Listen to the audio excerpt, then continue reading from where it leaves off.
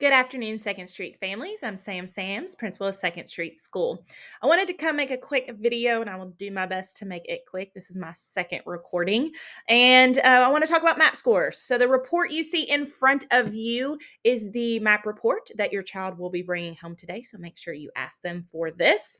And I want to go over what you're looking at, and so we can clarify a few things. And then, of course, if you have any follow up questions, be happy to answer those. So, this report, as you can see here, this child contains math and language arts reading. Your child could come home with one that says science or language mechanics. That is something we had tested in the past, and we did not test this year. We only tested in math and reading. So, those are the areas in which you want to look at.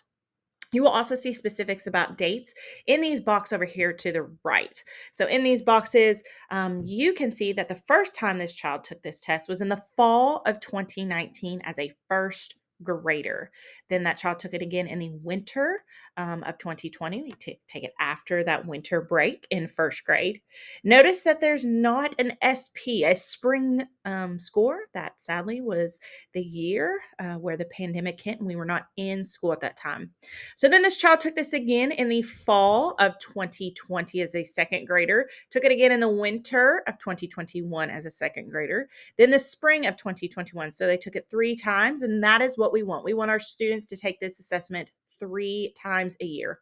And now you can see this child is now in third grade. We've taken it in the fall, the winter, and again, we will take it in the spring.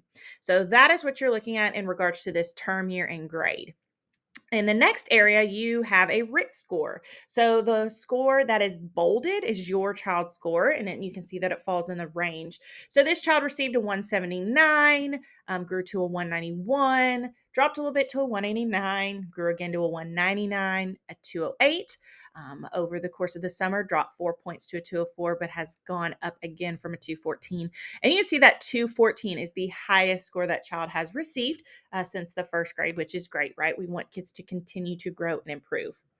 And so it will sometimes have a RIT growth, so how many points that child grew, and then what they were projected to grow. So this child was projected to grow 13 points, and they actually grew 19. Over here, you have the percentile range. Again, your child scores the one in bold. And so when this child scored a 179, that put them in the 94th percentile. And you can see then they grew to the 95th percentile. They dropped to the 86th, grew a little bit to the 87th, grew to the 92nd, had that summer slide again back to the 88th. And now we can see that student growing again. And so, what we want to see from this RIT score is we always want to see it go up. We always want to see that your child has done better on the next test than they did on the last test, if that's 1 point or if that's 30 points. We obviously have a goal in which we want them to grow, and sometimes we meet that and exceed that, and sometimes we fall short of that. So then we have the percentile range. We definitely want to see that number stay the same or increase. And so if that number were to drop, then we are not keeping pace to make sure that we are learning what we need to learn in the given time of a school year. And so we want that score to stay the same or go up. And then right now I'm talking about the percentile range. And so what we do know is what we don't want to always keep the same is that if that score is below the 25th percentile, we want to make sure that that continues to grow. So we want to make sure our students are above that 25th percentile and that we are continuing to help fill in any learning gaps to help them reach the appropriate grade level and have them have the necessary skills to be academically successful and successful beyond academics.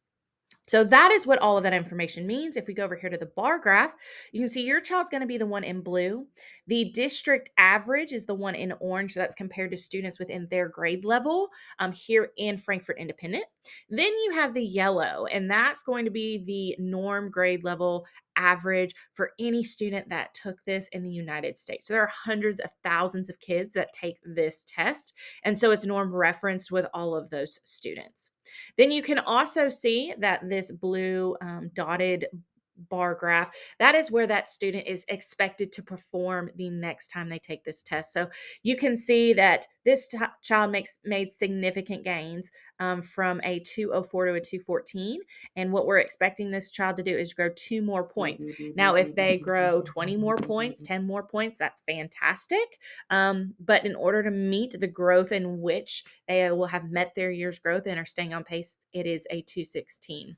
If we look here, this student has already exceeded what was expected for them at the end of the year. So they're making more than a year's growth, which is fantastic. And we want to keep fostering that and facilitating that growth and continue to push that child. What that means is this child is currently in third grade. That probably means that this child needs fourth or fifth grade content in order to do that. And that's where some of our differentiation and individualized plans come in. So, this is the report that you'll be getting to home today. You can see some other things like our math is broken up into different areas: geometry, number and operations, operations and algebraic thinking, measurement and data. You might see that your child is high in all of them and maybe low in one, and that would be a great thing for you all to focus on if you want some extra things to work on and discuss at home. Same with reading.